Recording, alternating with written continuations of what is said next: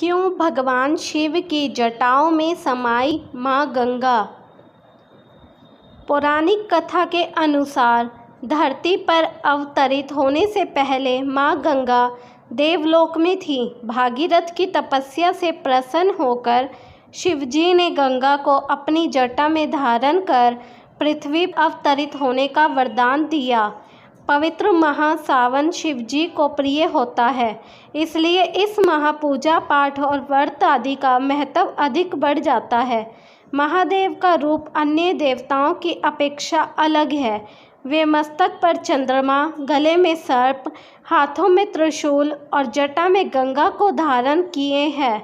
भगवान शिव ने शरीर पर जिन चीज़ों को धारण किया है उन सब का विशेष महत्व है। भगवान शिव अपनी जटा में गंगा धारण किए होते हैं। क्या आप जानते हैं कि आखिर क्यों भगवान शिव ने माँ गंगा को अपनी जटा में धारण किया और कैसे माँ गंगा शिवजी की जटा में पहुँची? भागीरथ ने अपनी तपस्या से माँ गंगा को किया प्रसन्न। शिव पुराण के अनुसार महाराज भागीरथ एक प्रतापी राजा थे।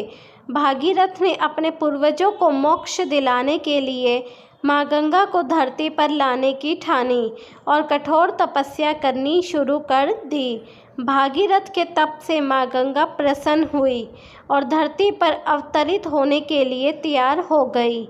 इसके बावजूद भागीरथ की समस्या का हल नहीं हो सका, क्योंकि समस्या यह थी कि माँ गंगा का देवलोक से सीधे धरती आना संभव नहीं था। माँ गंगा ने भागीरथ से कहा कि वह देवलोक से सीधे धरती पर नहीं आ सकती, क्योंकि धरती उनका तेज वेग सहन नहीं कर पाएगी और रसातल में चली जाएगी।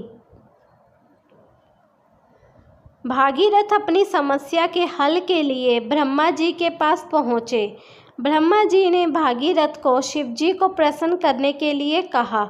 भागीरथ ने शिवजी को प्रसन्न करने के लिए तपस्या शुरू कर दी। शिवजी भागीरथ की तपस्या से प्रसन्न हुए और वरदान मांगने को कहा। भागीरथ ने शिवजी को बताया कि वह अपने पूर्वजों को जीवन मरण के दोष से मुक्ति दिलाने के लिए माँ गंगा को पृथ्वी पर लाना चाहता है। भागीरथ की बातें सुनकर शिवजी ने अपनी जटा खोल दी। इस तरह माँ गंगा देवलोक से सीधे शिवजी की जटा में समाई। शिवजी की जटा में आते ही माँ गंगा का वेग कम हो गया।